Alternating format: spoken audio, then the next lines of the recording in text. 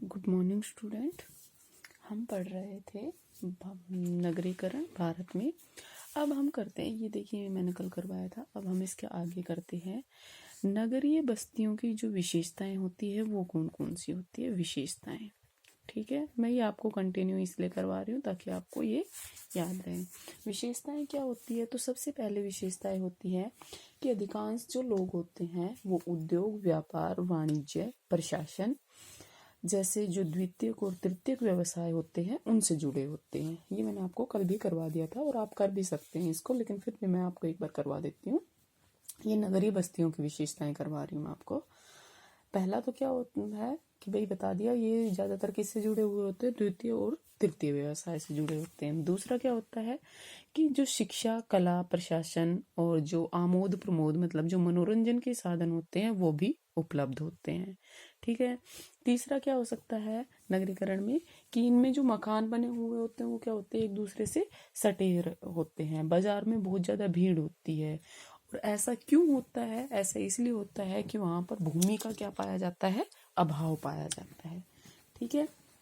Fourth क्या हो सकता है जी, जैसे कोई भी कानून व्यवस्था है, ठीक है, जैसे थाना है, कचहरी है, ठीक है, मतलब जैसे ये है क्या बोलते हैं इनको, कोर्ट वगैरह है, या कोई सरकारी जो दफ्तर वगैरह होते हैं, ये सब क्या होते हैं वहां पर उपस्थित होते हैं। ठीक है, यहाँ मतलब वहां पर आसानी से मिल जाते हैं। ये सब सारी चीजें होती है एक नगर में।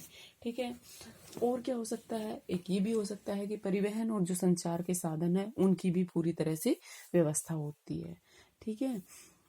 अब भारत की जब जनगणना हुई थी 2011 में, अभी 2011 में हुई थी और अब कब होगी 2021 में, तो 2011 में जो जनगणना हुई थी उसके अनुसार भारत में 5,000 से अधिक जनसंख्या वाली ऐसी बस्तियों की संख्या में वृद्धि हुई है, और जिन्हें क्या कहा जाता है, जनगणना नगर कहा जाता है।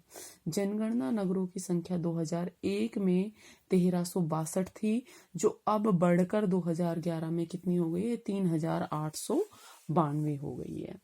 ठीक है। आपको ये पता होना चाहिए कि कौन कौन से नगर बढ़े हैं। देखो 2011 में श्रीनगर, ठीक है, श्रीनगर, चंडीगढ़, एक नहीं चंडीगढ़ नहीं, हाँ श्रीनगर, चंडीगढ़, ये तो पहले ही थे, चंडीगढ़ और दिल्ली, ये गाजियाबाद हो गया, अब कोटा हो गया, जोधपुर हो गया, विसाई विरार हो गया। ये विसाई विरार कहाँ पड़ता है, महाराष्ट्र में पड़ता है। ठीक है। इसके अलावा आपका कन्नूर हो गया, कोझिकोड हो गया, मतलब और भी बहुत सारे नगर हैं जिनकी संख्या बढ़ी। ठीक है। अब आता है कि कार्य के आधार पर जो भारतीय नगर है उनका वर्गीकरण किया जा सकता है। कार्यिक भी बोल देते हैं इनको, कार्य की, ये मतलब उनके काम के आधार पर वर्गीकरण, कार्य के आधार पर वर्गीकरण किसका हो रहा है, नगरों का। तो देखिए ये वर्गीकरण देखिए, इस आधार पर किसने किया, इस संबंध में रूसो, मैकेंजी, एच.ई. जेम्स, इन सभी ने अपने वर्गीकरण दिए हैं, जिसके लिए उन्होंने कार्यिक जो गहनता है उसको आधार बनाया। और जो एच.ई. जेम्स है, एच.ई. जेम्स, इनका जो ये कार्यिक वर्गीकरण है ये तो भारत के ही संदर्भ में इन्होंने दिया है। ठीक है। ये कहते हैं कि यद्यपि किसी भी नगर को किसी एक कार्य के आधार पर विश्लेषित नहीं किया जा सकता, क्योंकि जो नगर होते हैं वो बहुत सारे कार्य करते हैं, वो मिश्रित कार्य करते हैं, फिर भी जो कार्य गहनता होती है उसके आधार पर जो नगर हैं उनके निम्न प्रकार हो सकते हैं। कौन कौन से, पहला हो सकता है राजधानी नगर, राजधानी नगर जैसे दिल्ली है, कोलकाता है, पोर्ट ब्लेयर है। ठीक है। दूसरा हो सकता है धार्मिक नगर, जैसे बनारस है, हरिद्वार है, देवघर है। ठीक है। तीसरा क्या हो सकता है, औद्योगिक नगर, जैसे जमशेदपुर, बोकारो, भिलाई, दुर्गापुर। ठीक है। चौथा क्या हो सकता है, सैनिक छावनी नगर, जैसे अंबाला है, रामगढ़ है, जहां पर सैनिक छावनियां हैं। रेलवे जंक्शन नगर, ये क्या हो सकते हैं, मुगल सराय है, इटारसी है। ठीक है। छठा हो सकता है ब्रेक ऑफ बल्क टाउन, ये क्या है, काठ गोदाम है। ठीक है। सातवां हो सकता है बंदरगाह नगर, जैसे सूरत है, विशाखापट्टनम है। ठीक है। 8वां हो सकता है स्वास्थ्यवर्धक और पर्यटन केंद्र, जैसे दार्जिलिंग, नैनीताल, ऊटी, कोडाईकनाल। ठीक है। अब राष्ट्रीय राजधानी क्षेत्र, इसमें कौन कौन से आते हैं? जैसे राष्ट्रीय राजधानी क्षेत्र हम बोलते हैं एनसीआर। एनसीआर आपने सुना होगा, एनसीआर। एनसीआर में आते हैं हम एनसीआर। ये क्या होता है? नेशनल कैपिटल रीजन, मतलब राष्ट्रीय राजधानी क्षेत्र जो दिल्ली के आसपास होते हैं। जैसे सन क्या होता है इसके बारे में जान लेते हैं हम। सन 1985 में दिल्ली व उसके आसपास के प्रदेशों के लिए विकास जो विस्तृत योजना है एनसीआर जिसको बोलते हैं, इस नियोजन की शुरुआत की गई। ठीक है। इसका जो सीमांकन है वो अनुभवात्मक सहसांख्यिकी विधि द्वारा किया गया। ठीक है। इससे जो अधिक व्यवहारिक अंतराकर्षण क्षेत्र को इसके अंदर शामिल किया गया। इसके अंतर्गत दिल्ली के अलावा 3 अन्य राज्यों के भौतिक क्षेत्र शामिल है, जिनमें 18 तो नगर और 200 ग्रामीण बस्तियां आती है। दिल्ली तो आता ही आता है, लेकिन 3 और भी राज्य है। देखिए देखिए, कुछ तो हरियाणा का भाग है जो एनसीआर में आता है। ठीक है। पंजाब का अभी हम देखेंगे किस किस का आता है। दिल्ली का है, पंजाब का है, और किसका है? शायद यूपी का है। इनका क्षेत्र है जो दिल्ली एनसीआर में आता है। मैं पंजाब और राजस्थान दोनों में कंफ्यूजन है थोड़ा सा, वो मैं आपको क्लियर करके बताऊंगी। बट हाँ, इतना क्लियर है कि हरियाणा का जरूर आता है। ठीक है। देखिए, इसके बाद आता है कि जो राष्ट्रीय राजधानी के क्षेत्र का नियोजन का जो मुख्य उद्देश्य था वो था कि जो संपूर्ण प्रदेश है उसमें समन्वित और संतुलित विकास करना।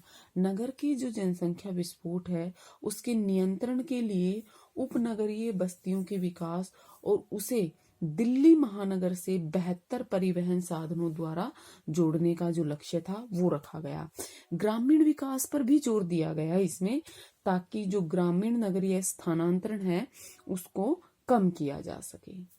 ठीक है। इस परियोजना से जो दिल्ली महानगर है उसकी जनसंख्या पर का क्या उद्देश्य था? जो दिल्ली महानगर की जनसंख्या का दबाव है उसको कुछ कम किया जा सके, और ऐसा संभव भी हुआ। ठीक है। इसके उपनगरों में 37 लाख जनसंख्या जो है वो प्रवासित की गई। दिल्ली शहर की स्थापना तोमर वंश के जो शासक थे अनंगपाल, क्या है? अनंगपाल, उन्होंने की थी। और ये किसके शासक थे? तोमर वंश के। ठीक है। और कब की थी? इन्होंने की थी 11वीं शताब्दी में। ठीक है, 11वीं शताब्दी में की थी। इस वर्ष 1911 में दिल्ली जो है वो कोलकाता के स्थान पर ब्रिटिश भारत की क्या हो गई? राजधानी बनाई गई। पहले उससे पहले की क्या थी? राजधानी कोलकाता थी। लेकिन 1911 में किसको बनाया गया? दिल्ली को बनाया गया। 1947 में जब स्वतंत्रता प्राप्ति के पश्चात इसे भारत की जो राजधानी है उसके रूप में स्वीकार किया गया। 1956 में इसे केंद्र शासित प्रदेश भी बनाया गया। ठीक है। और संविधान का गठन किया गया। इस केंद्र शासित प्रदेश को 1 फरवरी 1992 को 1 फरवरी 1992 को नया राष्ट्रीय राजधानी क्षेत्र दिल्ली एनसीआर घोषित कर दिया गया। कब घोषित किया गया? 1 फरवरी 1992 को। अब देखो इसके अंतर्गत आता क्या कौन कौन सा है। मैंने बताया था कि हरियाणा आता है। हरियाणा के कौन कौन से क्षेत्र आते हैं? फरीदाबाद आता है, गुड़गांव आता है, मेवात, रोहतक, सोनीपत, रेवाड़ी, झज्जर, पानीपत और पलवल जिले। ठीक है, ये आते हैं हरियाणा के। तो यूपी के आते हैं मेरठ, गाजियाबाद, गौतम बुद्ध नगर, बुलंदशहर और बागपत जिला। ठीक है। हाँ जी, मैंने बताया था मैं राजस्थान और पंजाब में थोड़ा सा कंफ्यूजन था। तो पंजाब नहीं, राजस्थान का क्षेत्र आता है। और राजस्थान में इसमें कौन सा क्षेत्र आता है? आपका जो अलवर जिला है वो आता है। हरियाणा का जो अंबाला नगर है उसको राष्ट्रीय राजधानी क्षेत्र के जो प्रति चुंबकीय क्षेत्र होता है उसके रूप में विकसित किए जाने की योजना है। ठीक है। ये आपको क्या प्रस्तावित प्रतिचुंबकीय क्षेत्र क्या है, राष्ट्रीय राजधानी क्षेत्र बोर्ड क्या है, नए क्षेत्रों का समावेशन, ये सब मैं आपको कल करवाऊंगी। Thank you. आई होप आपको समझ में आया होगा। ठीक है, थैंक यू।